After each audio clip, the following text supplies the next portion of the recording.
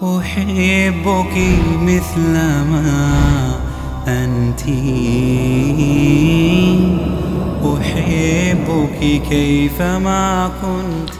الحمد لله رب العالمين والعاقبة للمتقين ولا عدوان إلا على الظالمين وأشهد أن لا إله إلا الله وحده لا شريك له ولي الصالحين وأشهد أن محمدا عبده ورسوله وصفيه من خلقه وحبيبه سيد الأولين والآخرين. اللهم صل عليه وعلى آله وصحبه ومن اتبعهم بإحسان إلى يوم الدين. أما بعد.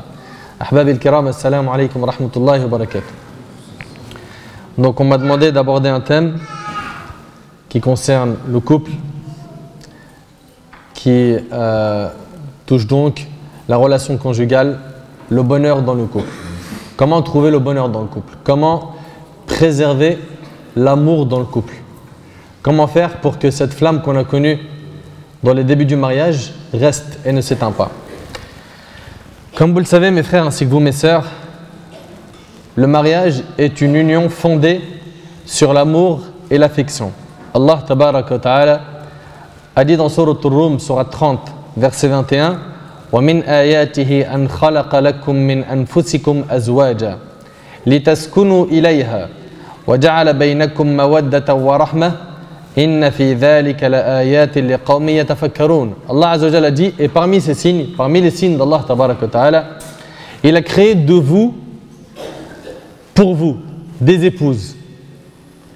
De vous, de l'homme, il a créé la femme. De Adam, il a créé Hawa.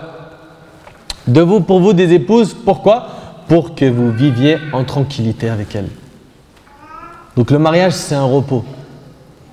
Et on entend souvent la jeunesse dire « j'ai envie de me marier pour me caser ». Il a raison. Parce qu'en se mariant, il va se caser. Il va se calmer. Et la sœur, pareil. Elle va se tranquilliser. Elle sera plus sereine. Elle va trouver le repos. Et parmi ces signes, il a créé de vous, pour vous, des épouses. Pourquoi? Pour que vous viviez en tranquillité avec elles. Et il a mis entre vous de l'affection et de la bonté. Il y a en cela des preuves pour des gens qui réfléchissent. Voilà, quand tu te maries, c'est pour vivre en tranquillité. Ce n'est pas pour faire la guerre. On le dit comme ça parce que le frère célibataire, il ne le comprend peut-être pas, mais le frère marié, lui, il le comprend. Parce qu'au début du mariage, tout se passe à merveille, et après, je ne sais pas ce qui lui arrive, le frère, ou peut-être c'est la sœur, elle dérape ou il déraille, et après, ça se transforme en guerre. Et pareil, mon frère, il faut que tu comprennes que tu ne te maries pas pour être un dictateur, un tyran, mais tu te maries pour vivre en tranquillité, pour que vous viviez en tranquillité avec elle. Et il a mis entre vous, écoute bien, de l'affection et de l'amour. De l'affection et de l'amour, de la bonté, de la rahma, de la miséricorde. Il y a en cela des preuves pour des gens qui réfléchissent. Remarque bien qu'Allah tabaraka wa ta'ala a parlé de l'amour avant la miséricorde. Écoute bien, Allah Azza wa Jal, il a parlé de l'amour avant la miséricorde. De l'amour entre vous et de la bonté. Il y a en cela des preuves pour des gens qui réfléchissent.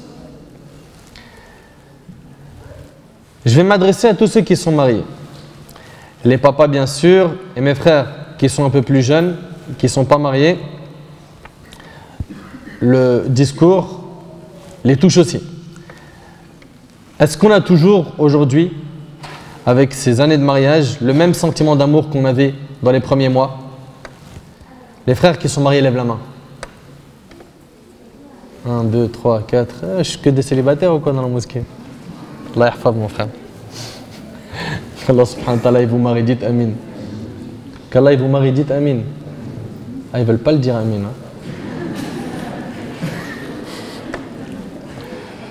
Fais pas zama comme ceux qui disent ouais mais le mariage pas maintenant, laisse-moi, je vis ma jeunesse, je fais des voyages, je fais ci. Le mariage c'est me menotter, c'est me mettre en quarantaine, c'est m'isoler. Non, non, non, c'est pas ça.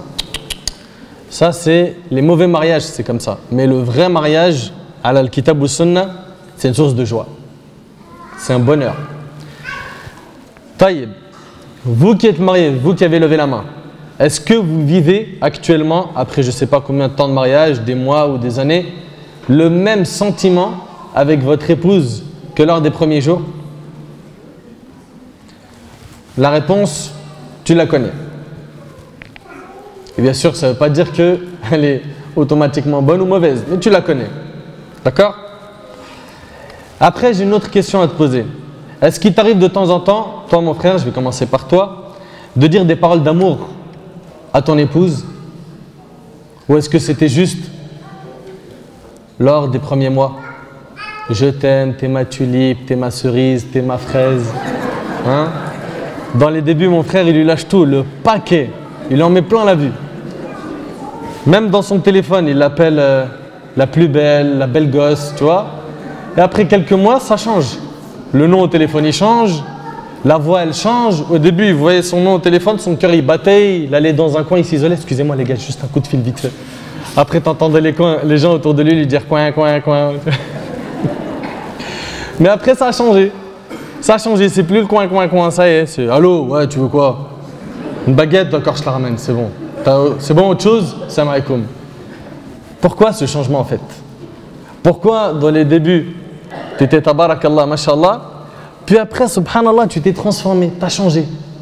Pourquoi est-ce que tu as perdu cette flamme? Et est-ce que tu sais comment faire pour l'entretenir? Parce qu'aujourd'hui, notre thème, il aura pour but de refaire partir cette flamme, Inch'Allah. Ah, tu vois que non, c'est plus comme avant. Avant, c'était salam alaikum ma chérie. Après, c'est devenu quelque chose d'autre. C'est vite, vite, tu veux quoi? Même plus de radd de salam, il n'y a plus rien. Et il est même possible que cette femme-là, après un certain temps, n'arrive plus à imaginer de recevoir un message type salam alaikum ou chérie, je t'aime, par exemple. Et le jour où elle le reçoit, elle dit mais il s'est pas trompé de numéro. Alors que dans les débuts, ça c'était le normal. Ça c'était le normal dans la relation du début. Mais après, ça a changé. Il y a la routine qui s'est installée. J'ai plus besoin de me faire beau, de faire mes preuves. Ça y est, je l'ai fait, je me suis marié, on a consommé le mariage, tout est fini. Plus besoin de tout ça. Pourquoi? C'est mon halal, c'est à moi, mon frère. Plus besoin de. Avant, c'était difficile. Il fallait trouver la bonne perle. Je l'ai trouvée, plus d'efforts à faire. Et ça, justement, c'est triste. C'est triste pourquoi? Parce que le musulman, il se doit dans sa vie de couple de maintenir cette relation, cet amour, ces sentiments. Ces sentiments que tu as pu connaître au début, qui étaient waouh, eh bien, il ne faut pas les perdre. Et si tu les as perdus, ouvre bien tes oreilles. Ouvre bien tes oreilles parce qu'on va essayer ensemble, Inch'Allah, de nous entraider afin de retrouver ces sentiments. Alors, il faut savoir que la première chose que tu dois faire, mon frère, ainsi que toi, ma sœur, pour pouvoir refaire naître ces sentiments qui existaient, c'est de prendre l'habitude de dire des bonnes paroles à son épouse et de dire des bonnes paroles à son époux. D'accord? Déjà, que tu puisses contrôler ta langue. Que quand tu parles avec ta femme, tu lui dis que des compliments, que des bonnes paroles. Et quand elle fait quelque chose de bien, tu n'oublies pas les compliments. Parce que vous le savez, dans les débuts, c'est des compliments. Et après, ça devient tellement naturel pour toi de voir ton linge propre, ta nourriture prête, la maison propre, etc., que tu ne vois même plus le besoin de dire Barakallahu fiki, jazakillahu khair, ça c'est fini. Ça y est, elle le fait tous les jours. Je ne vais pas tous les jours lui dire Barakallahu fiki, qu'elle a été récompense. Ben si. Et ça c'est important et ça c'est ce qui fait garder ces sentiments forts qu'il y avait entre vous au début. Donc très important de maintenir ces sentiments-là par les bonnes paroles et ne pas la rabaisser. Ne pas la rabaisser. Donc voilà, mettre en valeur ses qualités. D'accord? Et sache, et ça bien sûr normalement tu le sais, que c'est très facile de critiquer, n'est-ce pas? Trouver des erreurs chez quelqu'un, trouver des défauts, tabarakallah, on est des spécialistes. Mais réussir à faire sortir les qualités d'une personne qui est devant nous, illa man rahima rabbi. Sauf bien sûr ceux à qui Allah il a fait miséricorde. Donc voilà, dès que tu vois une personne devant toi, je parle en particulier surtout ton épouse, fais tout pour faire ressortir ses qualités et mets-les en valeur. De cette manière, tu vas continuer à alimenter cet amour qui est entre vous et la communication entre vous, elle sera fluide et donc les rapports, ils seront fluides et tout sera beau dans ton couple. Mais quand à chaque fois tu rentres, tu as fait à manger ou pas? Non? Vas-y, laisse tomber. Livreur de pizza, de toute façon ça marche jamais avec toi. Hop. Allô, ouais, s'il te plaît, envoie-moi 2 pizzas, s'il te plaît. Laisse tomber. 2 pizzas rapides, s'il te plaît. N'importe quelle sauce, n'importe quel truc. Pourquoi tu parles comme ça devant ta femme? Allez, pourquoi? Est-ce que c'est de cette manière que tu vas réussir à corriger quelque chose de tordu en elle? C'est pas comme ça, là, tu es en train de la rabaisser, tu es en train de la briser. C'est vrai, c'est pas vrai? Et rien de plus dur pour une femme que de se sentir rabaissée. Donc, mon frère apprend à dire des bonnes paroles. D'accord? Des bonnes paroles. Elle fait quelque chose de bien, direct, flat là. Prends l'habitude, barakallahu fik, de dire des bonnes paroles. D'accord? De lui envoyer un message de temps en temps avec, comme j'ai dit tout à l'heure, je t'aime. Une pensée. Et il y a des frères, quand ils entendent ça, ils disent, mais il est sérieux le frère. Mais bien sûr que je suis sérieux mon frère. C'est quoi? C'est pour les non-musulmans ça? De dire je t'aime à ta femme? Même le musulman il le dit à sa femme, subhanallah. Le prophète alayhi salatu wassalam, on lui pose la question, qui est la personne que tu aimes le plus? Qu'est-ce qu'il a répondu? Aïcha, sans aucune honte, direct. Et nous, mon frère, il a du mal. Alors qu'il est possible, j'ai bien dit il est possible, d'accord, que cette même personne-là, à l'époque, dans le haram, il chantait des chansons, c'était pas je t'aime. Hein? Il lui chantait des chansons. T'es ceci, t'es cela, comme tout à l'heure j'ai dit, t'es la tulipe, t'es ceci, t'es... Et là, après le mariage, son halal, il lui dit plus rien. C'est malheureux. C'est malheureux. Oui, mais en fait, le problème, c'est que si je lui dis, j'ai pas de retour. Dis. Et la sœur, oh, mais j'ai pas l'habitude de dire ça. Ma sœur, t'as pas l'habitude, mais force-toi, fais un effort. Fais un effort. Non, moi, je suis pas quelqu'un qui exprime par les paroles. Mais subhanallah, mais c'est là, c'est dans ces choses-là où tu dois te lâcher avec ton mari. D'accord? Petit à petit, fais des efforts. Envoie un message. Qu'Allah subhanahu wa ta'ala te donne la force aujourd'hui dans ton travail. Quelque chose, un message de soutien. Essaye, fais quelque chose. D'accord? Pour que le mari il sente que avec sa femme, il y a quelque chose, il y a un échange. Pas toute la journée, j'ai besoin. La fille, elle fait que de demander, j'ai besoin, il me faut. Toute la journée. Elle donne rien. Et le jour où elle lui donne quelque chose, c'est le sac de poubelle à descendre, mon frère, pour qu'il le jette. Donc là, barakallahu fikum, un effort à faire sur ça. D'accord? Ensuite, deuxième chose, mari et femme devraient prendre l'habitude de faire ces petites choses qui, au fond, représentent beaucoup. Il y a des petites choses comme ça qui vont augmenter l'amour que chacun a pour l'autre. Comme quoi? Comme une petite caresse sur les cheveux. Une petite caresse sur les cheveux. D'accord? Le prophète, alayhi salatu wassalam, il lui arrivait de s'allonger sur les genoux de Aïcha radiyallahu anha. Ça, c'est le prophète, alayhi salatu wassalam. Il lui arrivait de s'allonger sur les genoux de Aïcha radiyallahu anha. Ces choses-là, elles renforcent l'amour. Elles renforcent le lien qu'il y a entre l'homme et la femme. Et ça, aujourd'hui, hélas, ça a été délaissé. Ça a été délaissé ou bien certains l'ont fait pendant une période et après, khlas, ça y est, c'est devenu pour la femme. Faire la cuisine, les seules couleurs qu'elle voit dans la maison, c'est les 4 murs de la cuisine. Elle ne voit rien à part ça toute la journée. Lui, il est avec ses amis et toute la journée, il lui dit, il y a 5 frères qui sont arrivés. Fais un tagine, fais un couscous, fais miskinalek dans la cuisine. Ça, c'est pas une vie. Que elle soit toute la journée à la cuisine pour servir tes amis et toi toute la journée avec tes amis ou dehors, c'est pas une vie. Pourquoi? Parce qu'il n'y a plus de contact entre vous. Il n'y a plus de dialogue. Il faut dialoguer, il faut qu'il y ait un contact, il faut qu'il y ait ces petits gestes, ces petites caresses comme j'ai dit. Donc, se faire de petits gestes. Aussi, des petits appels téléphoniques de temps en temps, un petit SMS. Le fait de savoir qu'on pense à nous, ça nous touche énormément. Donc le fait de dire « Salam alaikum, tu vas bien?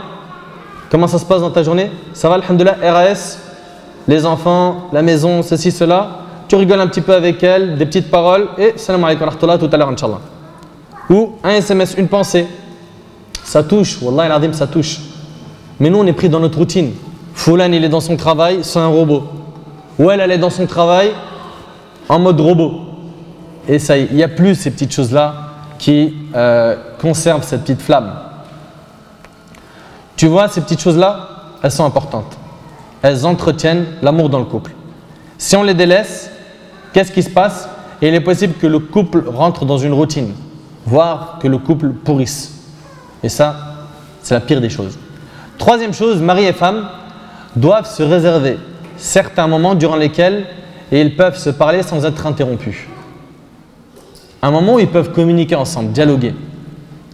Ils sont interrompus généralement quand il y a des enfants. Les gosses, c'est des virus. Ils rentrent dans la maison, papa, maman, papa. Coupe pas la parole, je te dis. Je parle avec ton. Mais tu vois pas, je parle avec ton père. Rien à faire. Le petit comprend pas. Ben, il y a un moment où intelligemment, vous deux, vous allez penser à les faire dormir tôt. Comme ça, vous avez un petit temps pour parler ensemble.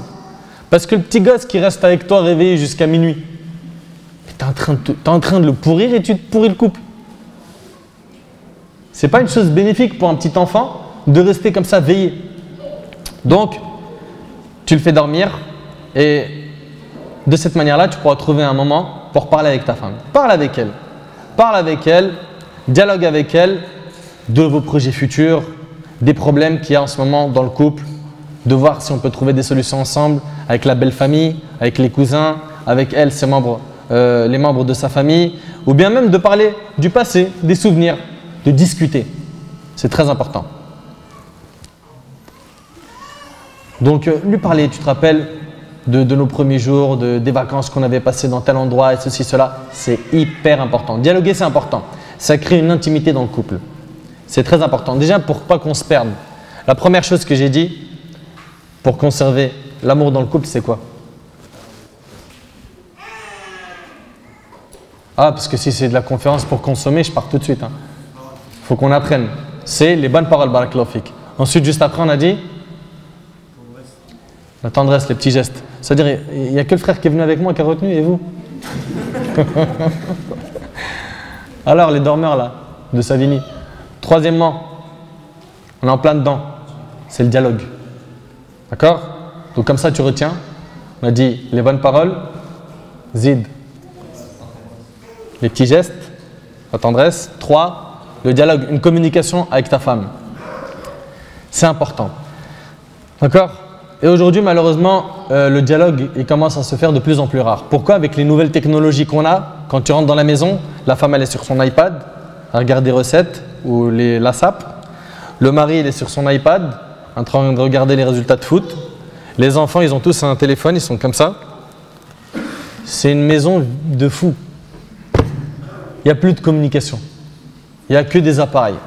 Et des fois, Zama, pour qu'ils se sentent apaisés et qu'ils n'aient pas de remords et qu'ils sentent qu'ils ont quand même des liens familiaux, ils vont partager ensemble un film ou ils vont regarder quelque chose à la télé.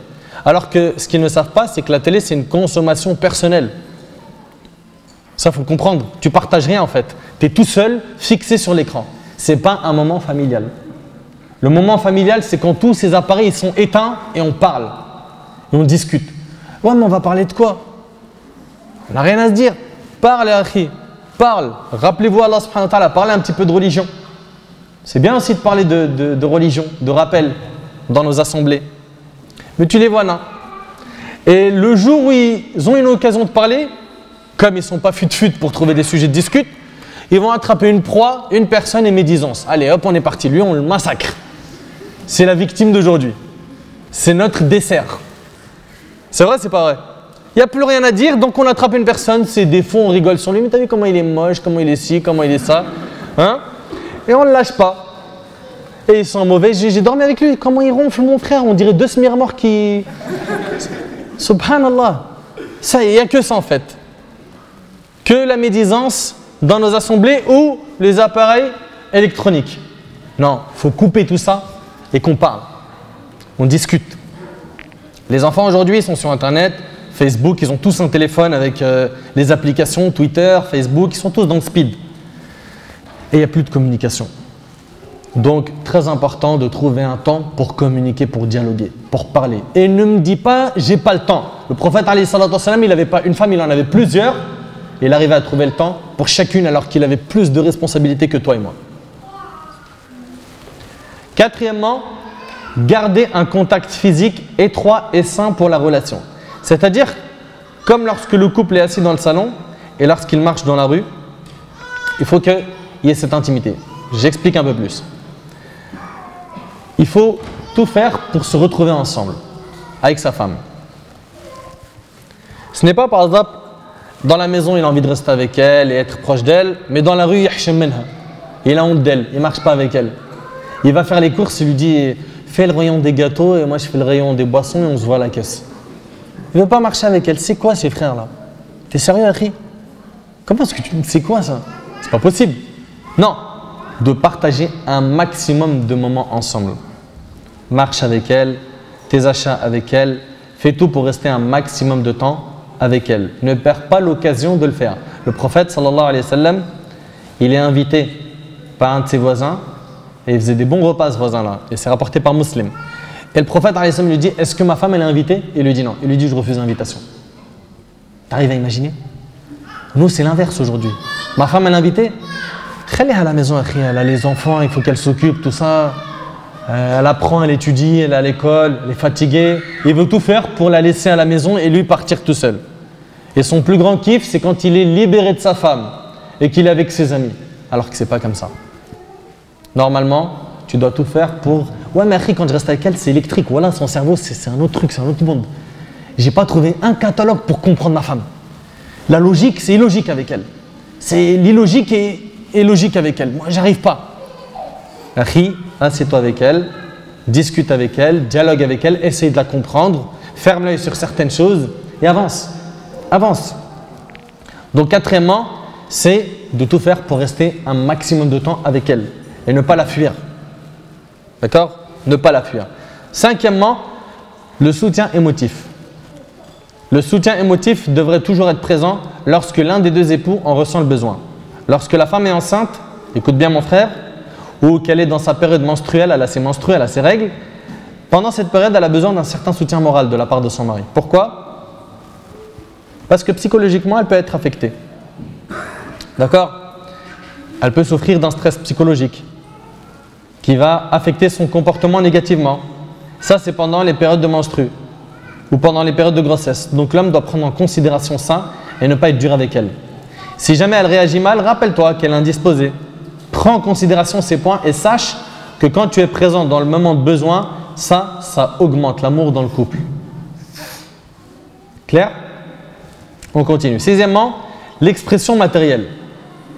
L'expression matérielle de l'amour. Ça, c'est aussi une chose très recommandée. Et ça, vous savez ce que c'est, l'expression matérielle de l'amour? C'est les cadeaux. Les frères mariés, sans que vous leviez la main. La dernière fois que vous avez fait un cadeau à votre femme, c'était quand? Les sœurs mariées, la dernière fois que vous avez fait un cadeau à votre mari, c'était quand? Ne me parlez pas du Eid. Hein. C'était quand? Un cadeau, ya ibadallah. Et un cadeau, c'est pas obligé que ce soit une chose qui coûte très cher. Vous le savez ça? À part chez les matérialistes, les fous de l'argent. Mais ce qu'on sait, c'est qu'un cadeau, le plus important, c'est quoi? C'est qui sort du cœur et que ce soit quelque chose, un geste symbolique. N'est-ce pas? Un Nabi sallallahu alayhi wa sallam, il dit Tahadu tahabbu. Offrez-vous des cadeaux, vous vous aimerez plus. Un petit cadeau, de temps en temps. Pour le frère, je me rappelle, il y a un ami à moi, il me disait, il m'a dit, Nader, aujourd'hui j'ai fait un truc, franchement, tabarakallah, lourd. Je dis, vas-y, dis. Il m'a dit, je suis rentré avec une rose chez moi. Il m'a dit, je suis passé en bas de l'immeuble avec la rose, je suis monté dans l'escalier avec la rose et je l'ai donnée à ma femme. Je dis, Allah ibarak. Aujourd'hui, un frère, tu lui dis, achète une rose pour ta femme, c'est comme si tu lui avais dit, monte en haut de la tour Eiffel et saute. C'est vrai ou pas? C'est mon frère, chouma mon frère, rib. Ils vont me voir avec une rose et tout. Je marche avec ma lihya ou mon âge dans le quartier avec une rose. Et le problème, tu veux pas la rose, ma'alish, achète autre chose. On va pas te bloquer sur la rose. Achète un cadeau de temps en temps. D'accord? Selon tes moyens. Selon tes moyens. Et attention, si tu as bien les moyens, ne rentre pas dans l'excès, barakallahu fik. D'accord? Attention aux excès. Je reviens à dire que dans un mariage, c'est très important de maintenir l'amour dans le couple. Par quoi? Par des cadeaux. Un cadeau, c'est un effet qui est magique sur le cœur. Ça remplace 1000 paroles. Ça remplace 1000 paroles. Et encore une fois, quand je dis cadeau, ça ne veut pas dire automatiquement quelque chose qui coûte cher. C'est-à-dire une petite fleur, une rose ou même une carte postale ou une chose que tu ramènes en retour d'un voyage ou en rentrant du travail. C'est ça. D'accord? C'est pas automatiquement cadeau égal Gucci, Louis Vuitton et toutes ces marques-là. Non, non, non. Et n'attends pas l'Aïd pour faire des cadeaux. De temps en temps, un cadeau. Wallahi, c'est immense comment ça alimente, bien comme il faut, cette flamme d'amour qu'il y a dans le couple. C'est impressionnant. Un cadeau. Ensuite, parmi les choses qui maintiennent la relation dans le couple, c'est d'apprendre à être tolérant l'un envers l'autre. C'est-à-dire de temps en temps fermer les yeux face aux défauts. Qui d'entre nous n'a pas de défaut? Il lève la main. Il est où celui-là là? Il lève la main. Une plaisanterie. Alors, qui parmi vous n'a pas de défaut? Tout le monde en a, n'est-ce pas? Donc comme toi tu en as, sache que ton épouse en a. Ne pense pas qu'il y a quelqu'un qui a des défauts. Toi, tu es parfait. Il n'y a que moi qui a compris et elle est à côté de la plaque. Il n'y a que moi qui a du cerveau et elle, c'est une attardée mentale. Il faut arrêter de penser comme ça, il faut arrêter. Toi, tu as plein de défauts. Simplement, tu es dans la bulle. Il te faut juste un regard extérieur. Quelqu'un de l'extérieur de la maison, il va te dire, mais c'est pas possible. Comment ta femme, elle te supporte avec ça? Donc, faire très attention à ce point. Il faut savoir aussi une chose, c'est que pour ce qui est des défauts, tu sais, quand tu es chez toi, chez tes parents, les parents, ils te supportent. Même si tu es un fatigué de la vie. Ils vont te supporter. Pourquoi? Tu es mon fils. La maman, elle te supportera. Tu as gardé dans le ventre 9 mois et elle te supportera. Et toujours à ses yeux, tu seras le petit chouchou, le petit bien-aimé, le chéri. Bien que dans la rue, on n'en peut plus de toi. On n'en peut plus, on se dit, mais lui, il y a le cassos qui arrive, oh, laisse tomber, viens, vite.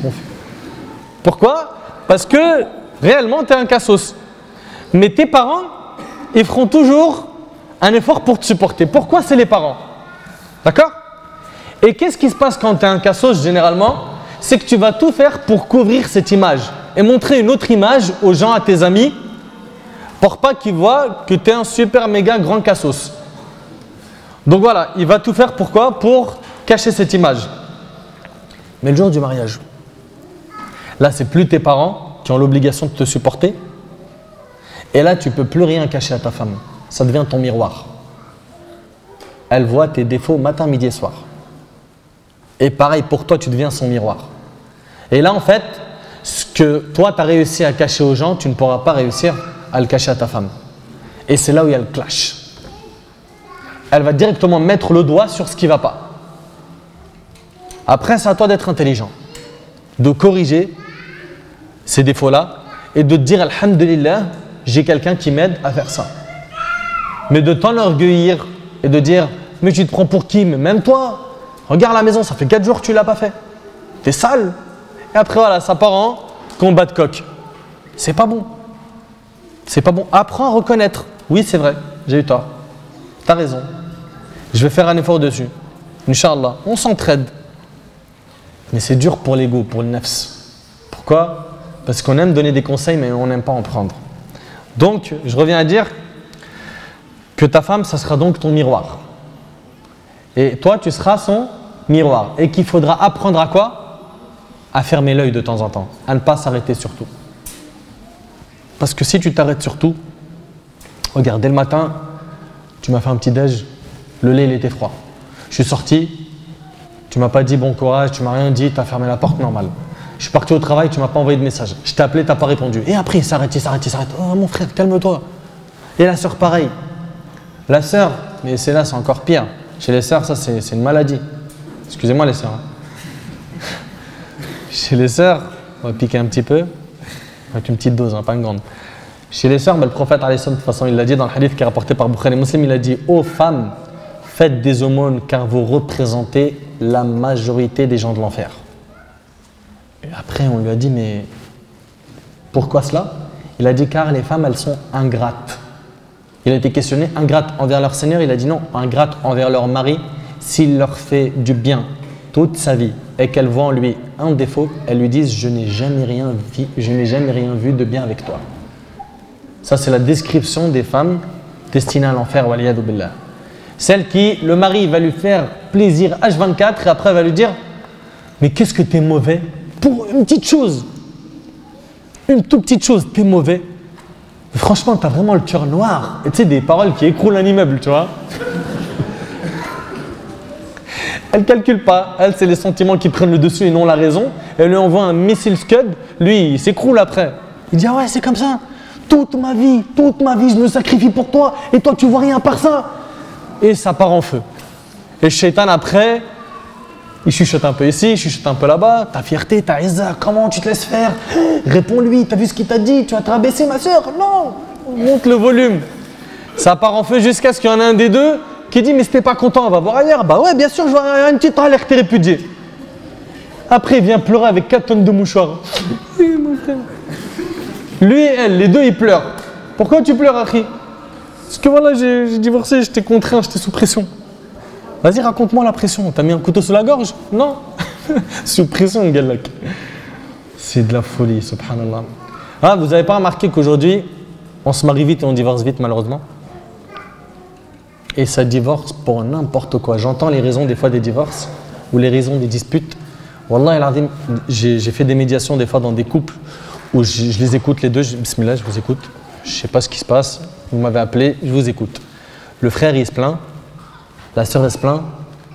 Après, je leur dis oui. En fait, j'attends le problème. Il n'y en a pas. Il n'y en a pas. Il s'en invente un. Je dis, mais c'est quoi le problème? Et elle aime trop la religion. D'accord? Et moi, je veux avancer doucement. D'accord? Zid. Voilà. T'as bahtan, mon frère. T'es là, t'es une bouche bée. Pour de vrai, hein? Et après, ça va vite en divorce. Vite. Et remarquez que nos parents, ils n'avaient pas ça. Leur couple, il durait plus longtemps que nous. C'était du solide. Ils avaient une maturité. Mais aujourd'hui, Samhouni, c'est un peu des enfants. Même ils ont 30, 35 ans, c'est des gamins dans leur tête. Des gamins, va voir leurs problèmes, écoute-les. Écoute-les. Tu vas dire, mais attends, Akhi, t'as quel âge, Akhi, subhanallah? Mais allez, je ferme l'œil, c'est rien ça. T'es pas obligé de t'arrêter sur ce problème. Donc, apprendre à fermer l'œil. Apprendre à fermer l'œil et ne pas faire comme certains. Il fait Zama, il pardonne. Il fait Zama, il n'a rien vu. Et après 2-3 ans, il lui déballe tout. Il lui dit, mais tu crois que j'ai oublié? En 1988, et c'était chez ma mère. 14h30, on avait pris le Dhuhr. T'as fait ça. En 90, et après il lui déballe. C'est pas possible. Mais non, faut arrêter. Faut arrêter. Il faut apprendre non seulement à pardonner et à tourner la page. Ça, c'était une sifa qu'avait le prophète, alayhi salatu wassalam. C'est-à-dire, non seulement tu pardonnes, mais tu tournes la page. Et tourner la page, ça veut dire quoi? Ça veut dire j'oublie ce qui s'est passé. Et pas je reste bloqué sur quoi? Sur les problèmes passés. D'accord? Bien sûr, tout faire pour les résoudre. C'est très, très, très important. Pareil pour ce qui est dans le couple, quand on dit apprendre à fermer l'œil, le prophète, alayhi salatu wassalam, nous dit que l'homme ne déteste pas une croyante. Car s'il voit en elle des défauts, qu'elle se rappelle de ses qualités. Taïb. Ta femme, son défaut, c'est que voilà, c'est un petit peu le bazar à la maison. Dès que tu rentres, tu vois les chaussettes dans le micro-ondes, tu vois ton pull, il est dans le frigo, tu vois des trucs qui ne sont pas placés dans leur place. D'accord. Ça arrive. Mais à côté de ça, elle fait ses 5 prières, tabarakallah. Elle est d'une bonne éducation, mashallah. Ton repas, il est prêt tous les jours. Ton linge, il est propre. Tu vois qu'avec ta famille, ça se passe nickel. Tu vois que dans l'éducation des enfants, elle met le paquet, etc. Regarde tout le bien qu'elle a et le peu de défauts qu'elle a. Et ne me dis pas, s'il te plaît, que tu n'en as pas, toi. Tu en as. Même toi, tu as des choses insupportables qu'elle, elle supporte. Donc ferme l'œil. Ferme l'œil. Rappelle-toi de ses qualités. Et mets ça sur la balance. Et ne me dis pas, mais elle n'a rien de bien. Arrête, ça c'est le shaitan, il est en train de te manipuler. Et de l'autre côté, pareil pour toi, ma soeur. Pareil. C'est hyper important de voir le côté positif du conjoint. 8e point, mari et femme doivent parvenir à une entente en ce qui concerne leurs responsabilités et leurs soucis communs, comme l'éducation des enfants. Ça, c'est un souci commun. Ce n'est pas le souci de la femme seulement. La femme meskina, elle prépare à manger, elle lave les vêtements, elle fait les devoirs, elle enseigne aux enfants, elle éduque les enfants. Le papa, il vient, il allonge les billets d'argent. Tiens, va faire les courses. Et après, il disparaît. Il est soit devant la télé, soit il dort, soit il est sur son PC, soit il est avec ses amis. Et son rôle de papa, il en a pris un congé. Ça, c'est pas normal. C'est pas normal. Mon frère, que tu sois dans Talab al-Ilm, que tu sois un gérant d'une société, tu dois trouver du temps pour rester avec ta femme et l'aider dans l'éducation des enfants. C'est hyper important. Et ne me dis pas que c'est impossible. Ne me dis pas que c'est un grand poids. C'est possible. D'accord? Donc, de parler de ça ensemble, d'essayer de trouver des solutions quand il y a un des enfants qui réagit mal, qui a un mauvais comportement. Ça, c'est un problème qu'on partage à deux, l'éducation des enfants. Ce n'est pas quelque chose qu'on confie à la femme et on lui dit c'est toi qui fais et stop. D'accord? Neuvièmement, mari et femme ont besoin de faire des choses pour égayer leur relation. Parmi les choses qui renforcent l'amour entre l'homme et la femme, sachant qu'en islam, on sait très bien qu'on aime pour Allah et on déteste pour Allah, qu'on donne pour Allah et qu'on prive pour Allah Azzawajal, on aime notre femme pour Allah. D'accord? Ma femme, je l'aime avant tout, pourquoi? Pour la foi qu'elle porte dans son cœur, pour sa croyance, sa aqida, pour sa relation avec Allah subhanahu wa ta'ala. À partir du moment où tu l'aimes pour Allah subhanahu wa ta'ala et que tu as choisi cette épouse comme le prophète alayhi salatu wassalam t'a recommandé et elle en a fait de même, elle a respecté les recommandations divines et prophétiques, eh bien il faut savoir que pour maintenir le couple, il y a une chose importante à mettre en place, c'est un programme spirituel entre vous. La spiritualité. Ce qui vous a uni, c'est Allah subhanahu wa ta'ala, n'est-ce pas? Bah, vous devez maintenir ça avec la parole d'Allah et celle du prophète alayhi salatu wassalam. Alors comment? Lire ensemble des livres de religion. Lire ensemble la biographie du prophète sallallahu alayhi wa sallam, des prophètes, des sahaba radiyallahu anhum, ou écouter ensemble un audio sur le PC ou regarder une vidéo d'une conférence, acheter des livres, lire, apprendre ensemble et aussi se motiver à étudier ailleurs.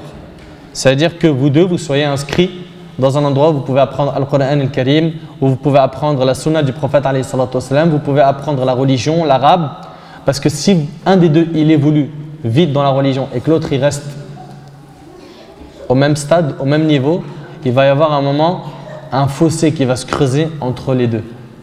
Et la communication, elle va être difficile. Pourquoi? Lui, il a trop avancé et elle est encore devant les téléréalités et devant Facebook et toute la journée à papoter au téléphone. Ou l'inverse, elle a trop évolué et lui, toute la journée, il match de foot ou il regarde les infos, il regarde des films et c'est tout. Non, il faut que vous deux, comme vous vous êtes unis pour Allah, que vous mainteniez ce couple pour Allah subhanahu wa ta'ala. Par le livre d'Allah et par la sunna du prophète alayhi salatu wassalam. D'écouter un audio. Moi, il m'arrive de recevoir des emails. Salam alaikum, on écoute des durous sur durous.net, en famille avec nos enfants ou en couple. Je dis tabarakallah, mashallah. C'est magnifique. Wallahi al-azim, c'est magnifique. Il est avec sa femme, il écoute, il profite des rappels. Et il y en a même qui disent on prend des notes et on essaye de mettre en pratique, etc. Ça, c'est bien. Ça, c'est très très bien. D'accord? Dixième chose, la relation doit être protégée des influences négatives qui peuvent l'infecter. L'une des pires choses qui peut infecter le couple, vous savez c'est quoi? C'est les comparaisons. C'est les comparaisons. C'est que la femme commence à comparer son homme au mari de sa copine. Regarde, elle voit par exemple que sa meilleure amie, son mari, il a beaucoup d'argent. Qu'elle commence à dire, regarde mon mari, ça c'est son amie qui lui dit ça. Son amie, elle lui dit, regarde mon mari, masha'Allah, je suis satisfaite avec lui, pas de problème, on a une grosse voiture, on a une grande maison, on a. Et donc elle commence à faire des comparaisons. L'autre, qui entend ces comparaisons, qui n'a pas la même chose, elle a le cœur, il est déchiré. Elle se dit, son mari, ma copine, il a une Porsche Cayenne, nous on roule avec une Clio 92, tous les matins on la pousse à deux pour qu'elle démarre. Tu vois? Donc ça commence à devenir difficile, et ceci et cela. Et donc, ces comparaisons-là, elles peuvent détruire un couple. Les comparaisons, elles sont des fois matérielles, des fois elles sont physiques. Des fois, elles sont sur les sentiments. Sa copine, elle lui dit, tu sais quoi? Mon mari, comment je le kiffe, regarde ce qu'il m'a offert. Elle lui montre un cadeau de valeur. Regarde ce qu'il m'a écrit, regarde cette lettre d'amour. Et ça y est, ça rentre dans quoi? Dans les comparaisons de couple.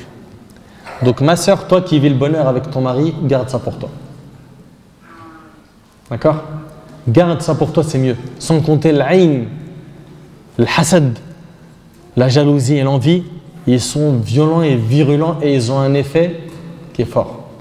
Donc il faut faire très attention à ça. Allah subhanahu wa ta'ala, il t'a donné des ni'am, des bienfaits, dis alhamdulillah et ne va pas étaler tout ça au grand jour. D'accord? Et ces comparaisons-là, comme j'ai dit, elles peuvent détruire le couple. Il faut que tu fasses très attention à cela. Il ne faut pas que tu te compares avec ceux qui ont plus. Non. Non, on a une règle. Quand on se compare concernant les choses de ce bas monde, on se compare avec ceux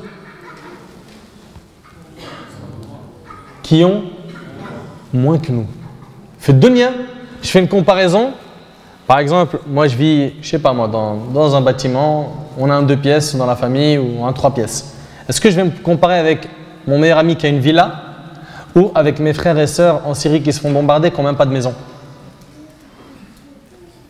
Ou avec ceux de nos frères et nos sœurs qui sont en Birmanie, qui sont dans des tentes et qui ne mangent même pas comme nous?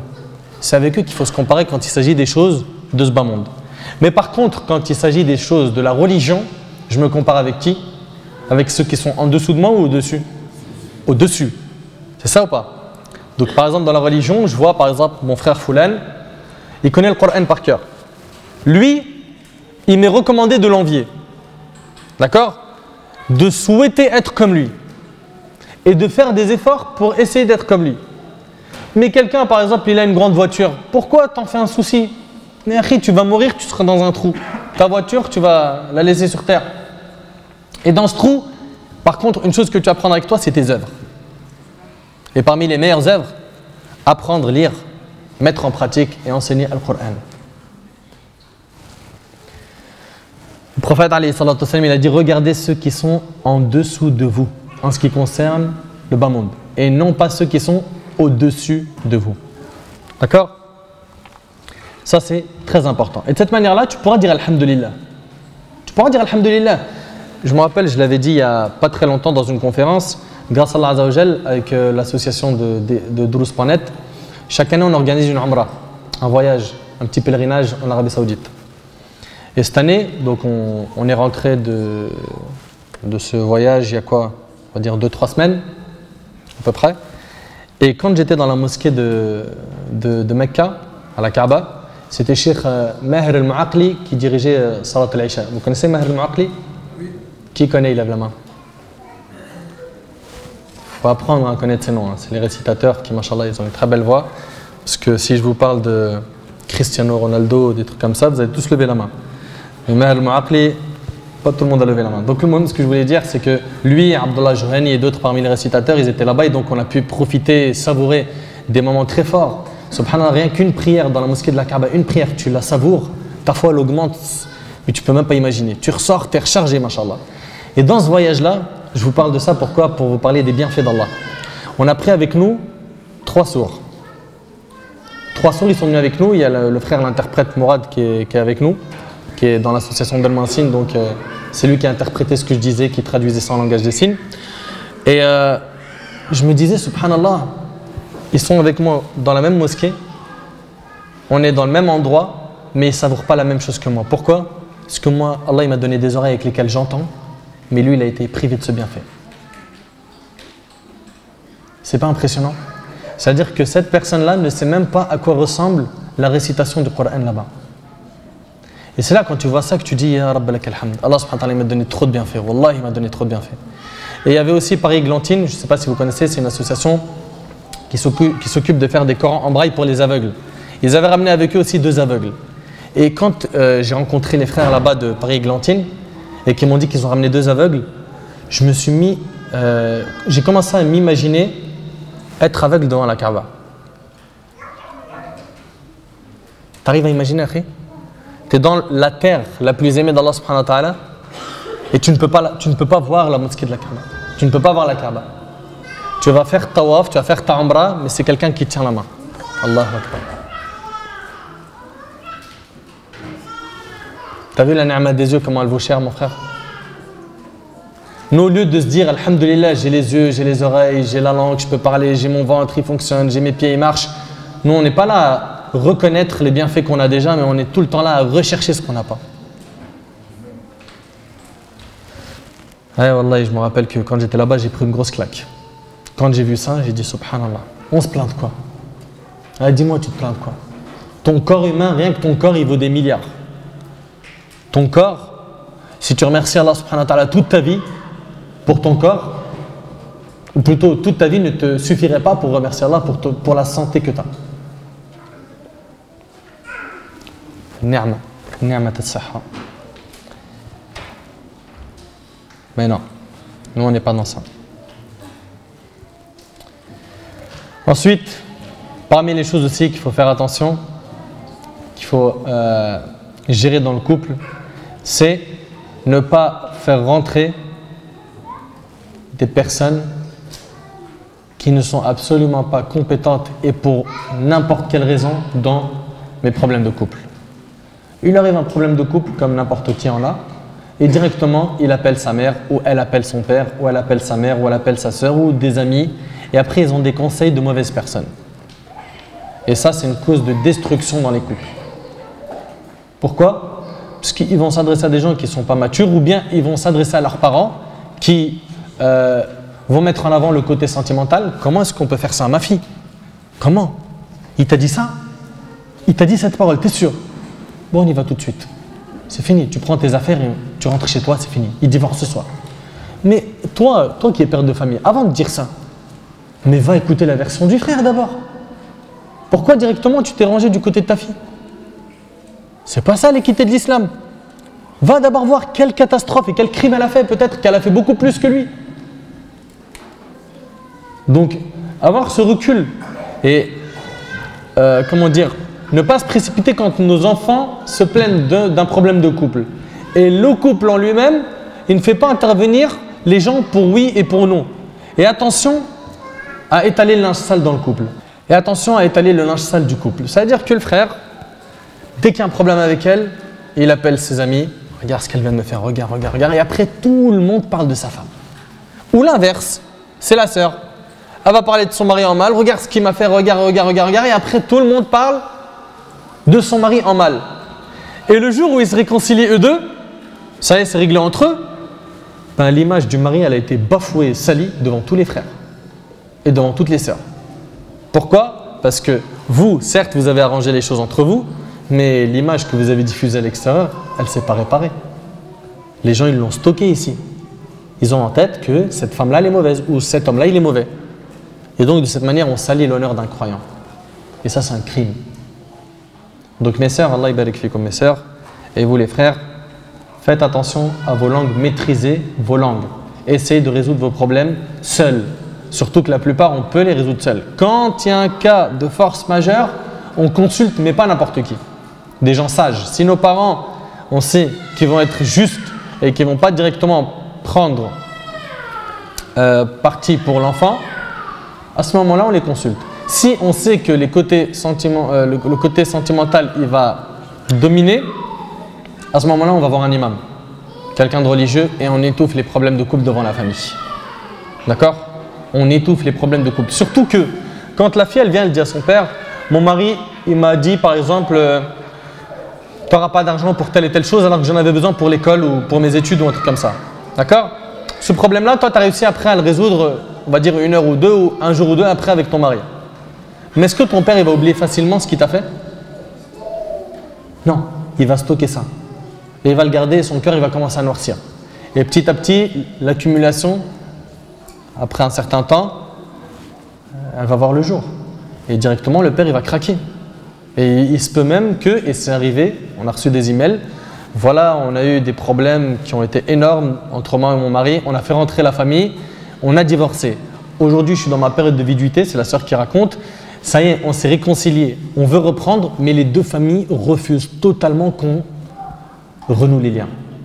Mais c'est pourquoi à votre avis? Parce qu'ils ont trop étalé leur linge sale devant leur famille. Trop. Trop. Le résultat, voilà. T'entends le père qui dit bah, écoute, tu le veux, il n'y a pas de problème, remarie-toi avec lui. Je suis plus ton père et je me désavoue de toi. Et de l'autre côté, c'est la même. Donc ne pas étaler son linge sale devant la famille, ne pas penser au divorce dès qu'il y a un problème, d'accord? C'est très facile de divorcer. Mais ce qui est plus dur et plus sage, c'est d'essayer d'analyser le problème, de prendre du recul, de ne pas réagir à chaud et d'essayer de résoudre le problème intelligemment, comme le prophète alayhi salatu wassalam l'a fait.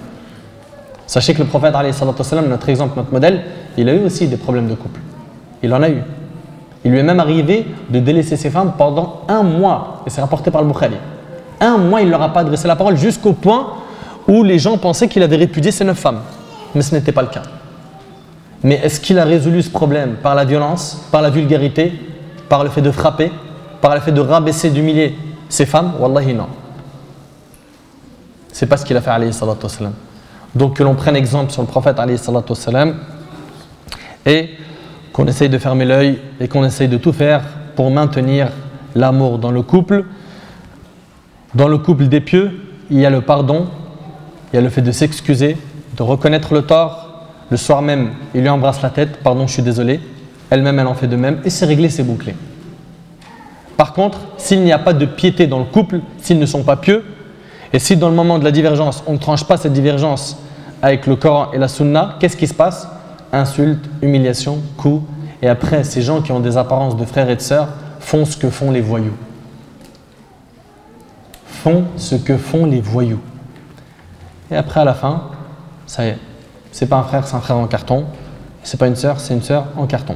Allah subhanahu wa ta'ala dit فَإِن تَنَازَعْتُمْ فِي شَيْءٍ فَرُدُّوهُ إِلَى اللَّهِ وَرَسُولِ إِن كُنتُمْ تُؤْمِنُونَ بِاللَّهِ وَالْيَوْمِ الْآخِرِ. Quand vous divergez sur une chose, faites retourner cette divergence à qui? À Allah et à son prophète.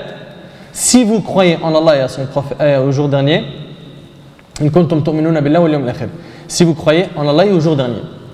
Donc si tu crois en Allah et au jour dernier, tu as une dispute, très bien. Regarde dans le Coran et dans la Sunna comment régler cette dispute et il y a la solution. On regarde comment le Coran et la Sunna ont résolu ce problème. Et si entre nous la communication elle bloque totalement, on ramène qui?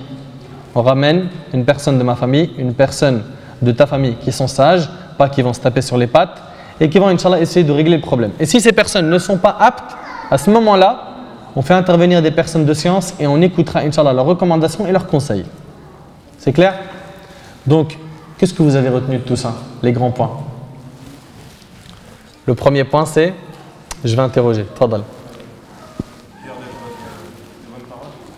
Dire des bonnes paroles, barakallahu fik. La tendresse. Ça se voit que tu ne me l'as pas lâché, celle-là. Depuis tout à l'heure, il est en train de rabâcher la tendresse. Hein. T'es marié? Ça se voit que tu seras tendre, Inch'Allah. Le dialogue, barakallahu fik. Zidou les frères. Les cadeaux, ça c'est ceux qui ont du pognon, oui. Direct. Les cadeaux, zid. Le soutien moral, c'est important, et des deux côtés. Hein. L'éducation des enfants, barakallahu fik, qui soit associée pour ce souci-là. Le respect. La communication, barakallahu. Le dialogue, trouver un moment pour parler avec sa femme. D'accord? Parler avec elle sans que la télé soit allumée. Sans que j'ai un ordi sur devant moi, ni un téléphone où je suis en train de taper dessus. Zid. Éviter les comparaisons, barakallahu fik. Ça diminue les problèmes ou pas ça? D'éviter les comparaisons. Ça évite beaucoup. Ça évite beaucoup. Et ça, c'est pas que dans le côté matériel, hein. C'est dans tout. Mais regarde un tel, il prie et toi tu pries pas. Et généralement, quand tu commences à citer des noms de personnes, ça brusque, d'accord? Ou un tel, il a appris tant de Coran et toi tu es encore loin. Faut essayer de voir en fonction de la personne qui est devant nous comment est-ce qu'elle accepte ça, d'accord? Mais les comparaisons, il faut faire très attention, c'est électrique.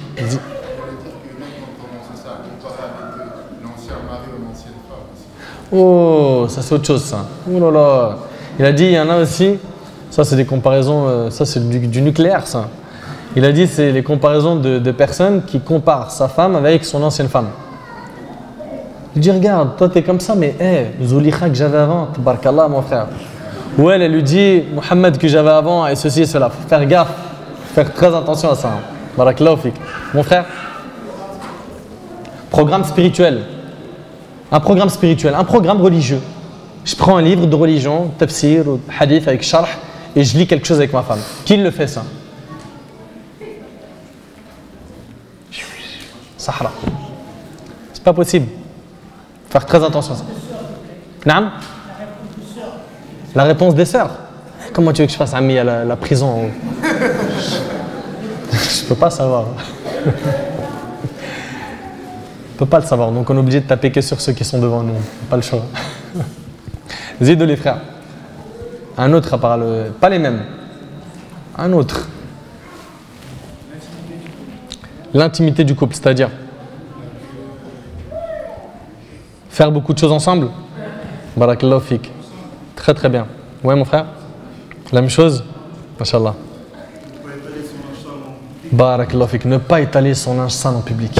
Faites attention à ça, subhanallah. C'est des erreurs de débutants ça. Ne pas étaler son linge sale en public. Ne pas venir voir toi, mon frère, ton meilleur ami et lui en parler. Et toi, ma soeur. Pourquoi? Parce que tu vas salir des images. D'accord? À moins que cette personne-là soit qualifiée, sage, pour pouvoir conseiller. Elle est apte à conseiller et elle peut, parce qu'elle a un petit bagage religieux, t'aiguiller comme il faut. C'est bon?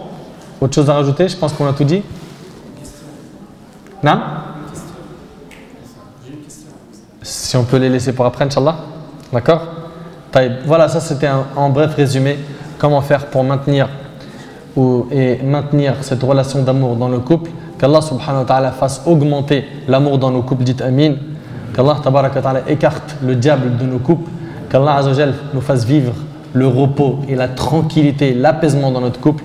وأسأل الله سبحانه وتعالى أن ينفعني بما قلت وأن ينفعكم بما سمعتم هذا والله أعلم وبارك الله فيكم والسلام عليكم ورحمة الله وبركاته. أحبك مثل ما أنت أحبك كيفما كنت ومهما